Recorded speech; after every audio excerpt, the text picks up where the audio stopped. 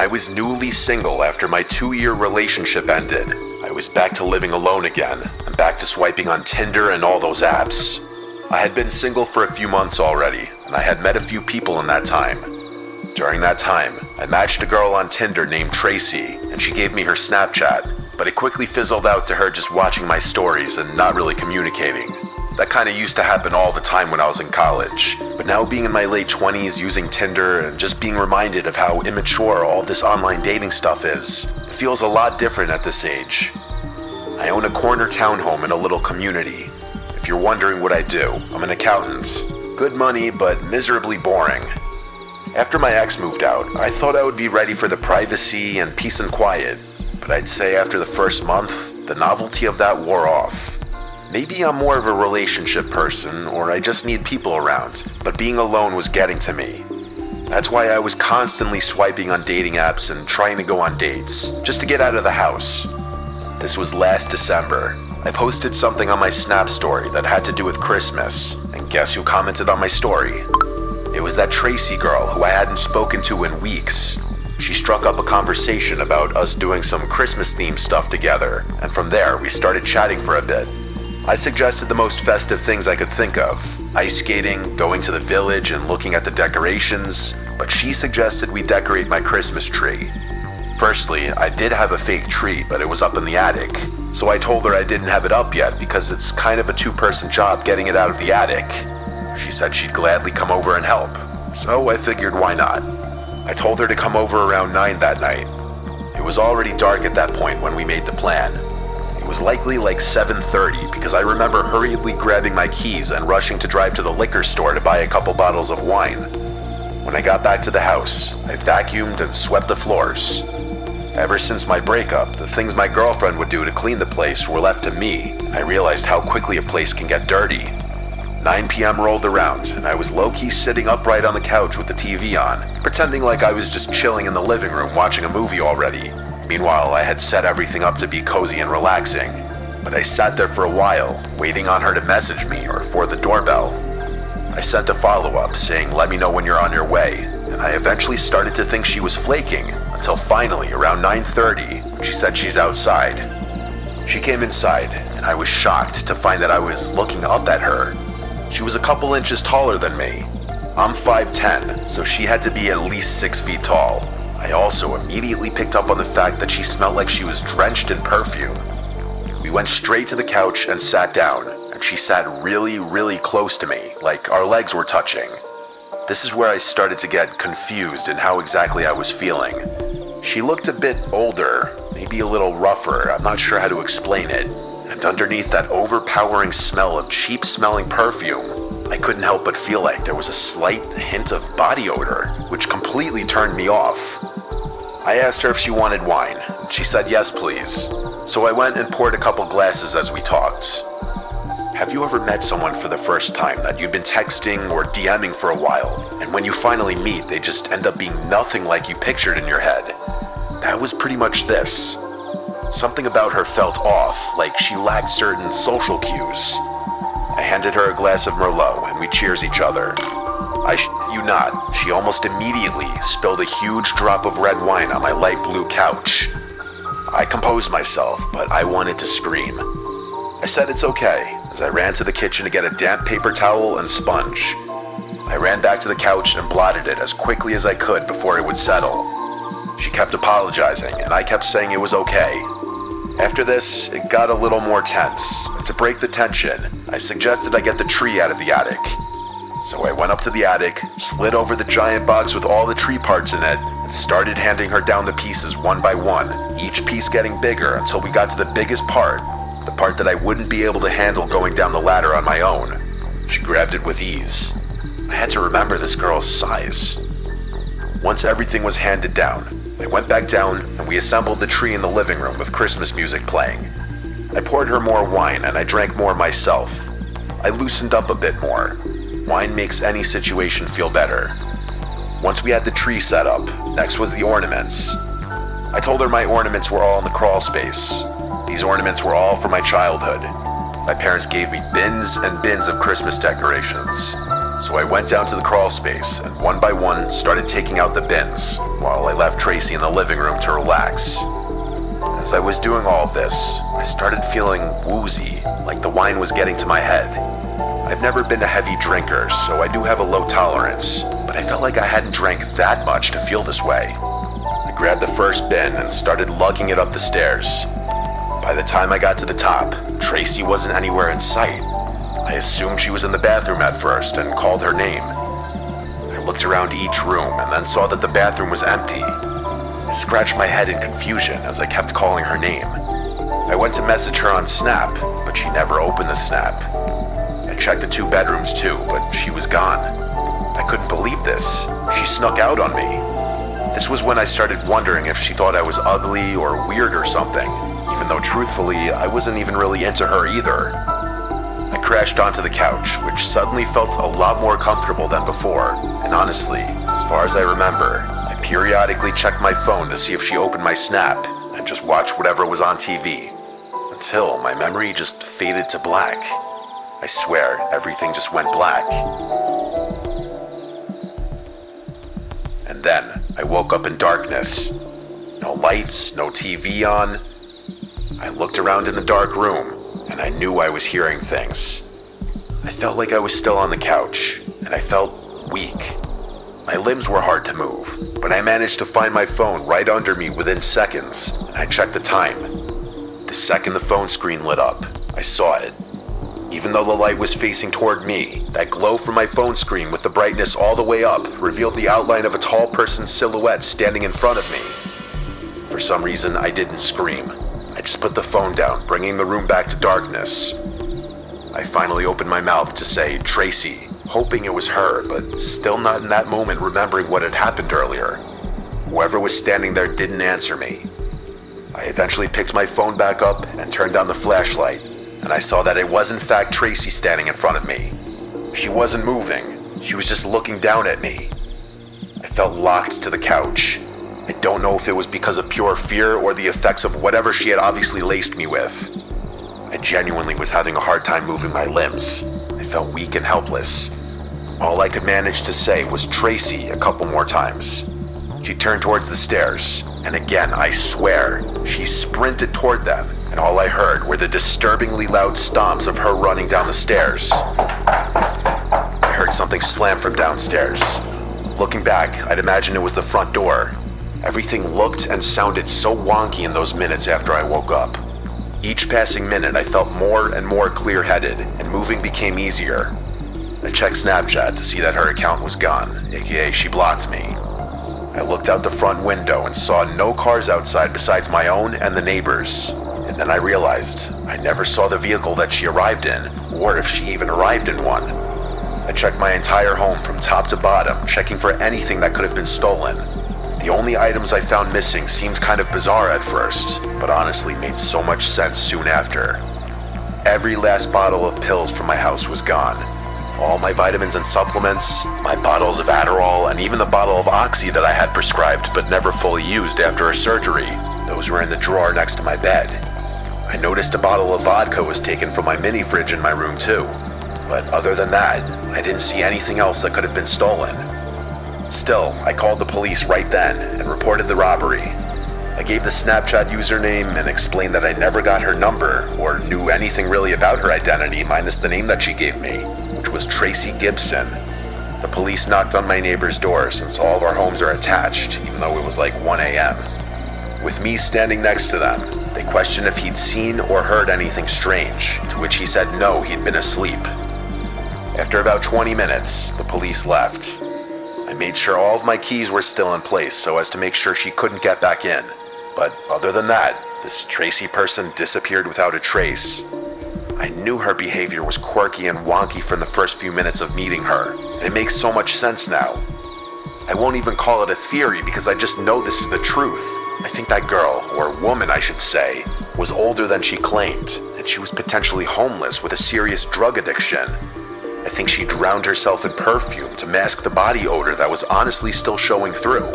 She laced my wine with something when I was in the attic, clearly. I don't know exactly how long I was out, but it was enough for her to scour my entire home for any and all drugs and supplements. I still remember how disturbing of an image it was seeing her tall silhouette standing in front of me while I was just waking up on the couch.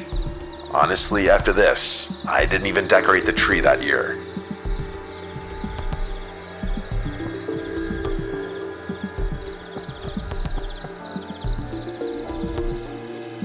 This happened on Christmas Eve back in '97 when I was 7 years old. Since we're Jewish, we don't celebrate Christmas, so Christmas Eve was just like any other night for us. Our dad is a doctor, and since he's Jewish, he always works on call at the hospital during the Christmas holidays, so he wasn't home tonight. That just left my little sister and I by ourselves for the evening while our dad worked. Technically, our mom was home, but to be blunt, she was an alcoholic. Back then, being a 7-year-old, I had no idea what alcoholism was. All I knew was that my mom was always passed out once it got dark and near impossible to wake up. Sorry if it sounds harsh or TMI, but it's relevant to my story. My sister and I were downstairs watching TV when we heard a knock at the door. Being the oldest, I went to see who it was. Our door had glass panes built into it, which made it easy to see who was on the other side. There was a man standing outside in a Santa suit holding a bag, and when he saw me, he smiled and waved at me to come to the door. I went near the door but did not open it, and I thought it was odd that someone dressed like Santa would come to our house out of anyone's house in the neighborhood. He said, "Hey kid, it's me Santa. Let me in, I'll give you your presents." I remember point blank telling him that Santa isn't real, and that if he was, he doesn't give Jews presents anyway. That's when he said, "Of course I'm real. In the past, I only used to visit Christian homes, but lately, I felt bad that Jewish kids never get any presents. So this year, I changed the rules so that you can get presents too." But I didn't buy it, and instead, I remember getting mad at him, arguing that Jews get presents. We just get them during Hanukkah, not on Christmas. The smile fell from his face, and all his jolly charm disappeared as he began demanding I open the door. I told my sister to dial 911, and the guy seemed to run away. We did call the cops. However, unfortunately, the operator didn't understand what we were saying. Looking back, I think she may have thought we were just little kids excited that Santa Claus was coming to our house. Regardless, she didn't take us seriously, and instead just told us that this number was to be used for emergencies only before disconnecting the call. My sister and I now got really scared because we didn't know who else to call. Since we were only 4 and 7, the only numbers we knew how to dial were our home number and 911. And since this is the 90s, my dad didn't have a cell phone yet, and I had no idea what the hospital number was to reach him there. And with our mom impossible for us to wake up, we were essentially on our own. We hoped the man wouldn't come back, but a few minutes later, he was knocking on the door again. He said he knew the cops weren't coming, and to go ahead and let him in, or we'd be in big trouble. My sister started crying and ran upstairs trying to wake my mom. Not knowing what else to do, I did the one thing that made sense to my 7-year-old brain. I grabbed a bunch of candles we keep for our menorah and lit them all, then ran below where the smoke detector was. I blew out all the candles quickly before tossing them all up to the smoke detector. Thankfully, they gave off enough smoke to set off the smoke alarm. As an adult, I realized how stupid this was, and fortunately, I did not accidentally set the house on fire. But at that time, all I knew was that the smoke alarm would instantly call 911 for me and send help to our home. There was a fire department not even 2 minutes from our house, so they got here pretty fast. My sister came downstairs, scared of the fire alarm, but I told her there was no fire and to not go outside, but instead wait inside with me. To my amazement, the guy still did not leave. Instead, the bastard ran to the firefighters, presumably telling them that he was glad they showed up. I remember that he claimed he was my dad, and that he dressed up like Santa Claus for Christmas Eve to surprise us. He explained that his suit didn't have any pockets to hold his keys, and that with the door locked, he couldn't get the door open to save us from the fire, so he begged the firefighters to break down the door, and surprisingly, the firefighters seemed to believe him. They were actually getting ready to break down the door, and told us to stand back, but we started crying, shouting at them that he's not our dad, that our dad is working at the hospital, and that we have no idea who this guy was, and that we don't even celebrate Christmas. The firefighter who was about to break down the door thankfully stopped and listened to us. He asked, "You don't celebrate Christmas?" I told him no because we're Jewish, and showed him my kippah on my head as well as our menorah. I then broke down crying, explaining how I set off the smoke alarm to try and get help because the police wouldn't believe us, to please not let the guy in. The firefighter thankfully believed me, and then asked the guy why Santa would show up to a Jewish home.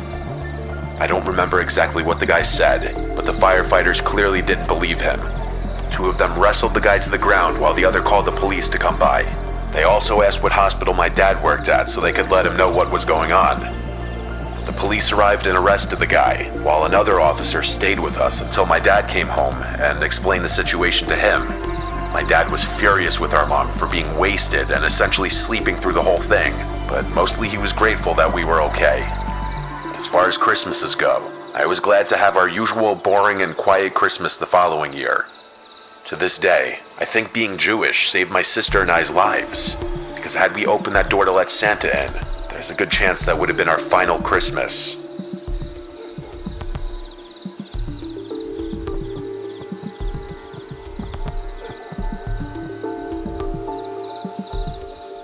It was December 2022. My girlfriend Charlotte and I were driving to the Pocono Mountains.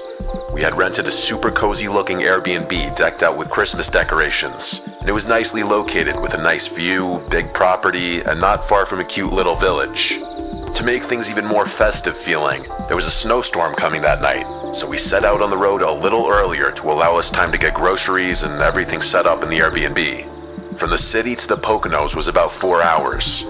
We made decent time.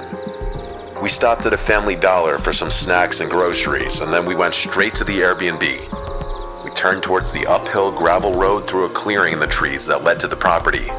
The house was surrounded by woods. It had a big deck with a hot tub on it, which was very appealing, especially the idea of sitting in it during a snowstorm. There were a bunch of Christmas decorations on the property, including some light-up reindeer, a big snowman, and big decorative candy canes lining the walkway to the front deck. We had to take a few trips to and from the car to bring everything inside. First impression, the place had a very comfy feeling as we expected from the pictures. It had a Christmas tree in one corner, stockings hung on the walls, and a bunch of smaller decorations scattered about.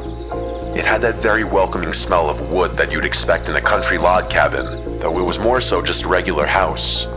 Then I realized why. There was a stack of logs next to a big fireplace in the living room. There were 3 bedrooms, though of course we only needed 1. We put our luggage and such in a second bedroom. I did the usual stuff like inspect the fridge, turn on the TV to see if there's cable or Netflix, and look out all the windows. There was an upstairs, but it was more of a loft with a pool table and a couple of couches. Then there was a basement. For the hell of it, I went down to check out the basement. It was fairly big relative to the size of the house. It felt disconnected from the Airbnb though. It wasn't furnished for hanging out in. It was dark and cold and felt more like a space to do laundry and a workspace. Then there was a knock at the front door. I hurried up to answer it, and there was a guy who looked to be in his late 40s. He was wearing gray sweatpants and a ripped up yellowish-brown jacket. He smiled at me and said, "How are you folks doing?" I replied good and asked him if he was the Airbnb host. He replied he runs the place with his brother. I asked for his name, and he said Tom. Tom said he lives just up the road next door if my girl and I need anything. I thanked him, and then he walked away. I found it interesting that he knew I was with my girlfriend. Charlotte didn't come to the door, but maybe his brother told him about us. I did have a conversation with Mike, the host, about it being my girlfriend and I wanting to do something festive. It was pitch black out and it was snowing. We cranked up the heat in the house and started preparing the dinner we bought, which was chicken thighs, broccoli, potatoes, and cornbread. It was pretty grab bag. We ate on the couch with the Christmas tree lights on in the corner, giving the room a nice comfy glow as we watched the Polar Express. It was the only good Christmas movie on any of the streaming platforms. If you can't tell, we really love Christmas. After the movie, and when we felt we had digested enough, we went outside to the deck to hop in the hot tub. I turned on all the decorations and Christmas lights in the front yard, and as we sat in the hot tub watching the snowfall, it felt like bliss, until the bubbles on the hot tub stopped, and it went silent. We heard unmistakable footsteps from somewhere on the property. Charlotte and I looked at one another. I asked her if I should shout who's there, but she said no. The footsteps moved further and further until they were no longer audible. I told Charlotte it was probably a deer, but deep down I knew those were the footsteps of a person. After the hot tub, we went to take a shower before bed. The hot water in the shower didn't last for more than maybe 2 minutes though. Something was wrong. When the water turned ice cold, we screamed and jumped out of the shower. I messaged Mike, the host, about it. He responded within half an hour saying that's odd and that he'll have a guy come and look at the hot water heater tomorrow. We went to sleep after our half shower. In the middle of the night, though, we awoke to very aggressive bangs on the front door of the house. Charlotte was shaking me, terrified. I said I'm gonna check who it is, but she demanded I stay in the bed and don't make a sound. Honestly, I was glad she said that. No part of me wanted to know who was at the door in the middle of the night. I think there were 3 sets of really loud and angry sounding bangs before they stopped. We sat upright for a few minutes in silence, whispering to each other. I went over to lock the bedroom door for added security, I guess. Minutes dragged along, but ultimately, after about half an hour of sitting wide awake, we eventually drifted back off to sleep. First thing in the morning, I messaged Mike again about the knocks at the door. He answered more quickly this time, seeming pretty confused like us. He basically said how strange that is. He didn't know why anyone would be roaming around late at night like that. He said if anything like that happens again, that we should alert the authorities. Honestly, not the most reassuring response, but I mean, he was right. What else could he tell us? Grab a gun and shoot whoever was at the door? I didn't want to keep complaining to Mike constantly, but I mean, these were some valid concerns I was bringing up to him.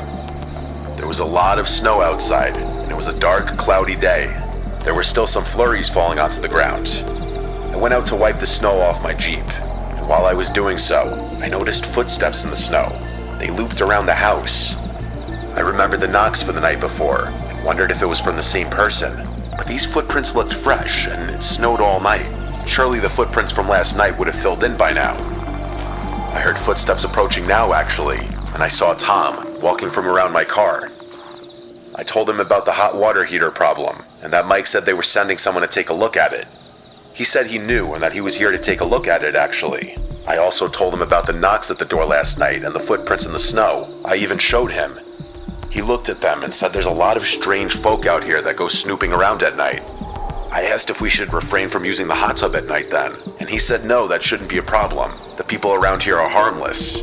He went inside into the house and walked around for a bit before walking down to the basement. He told me he'll have a look at the hot water heater. Tom seems like a weird dude, honestly. I messaged Mike saying Tom's here now checking out the water heater. Mike replied back asking, is Tom the name of the plumber? And I replied, no, your brother. He replied, what do you mean? He said he's my brother? It started to click in my head. I responded, do you have a brother named Tom who runs this Airbnb with you? And he replied, no, who is this person?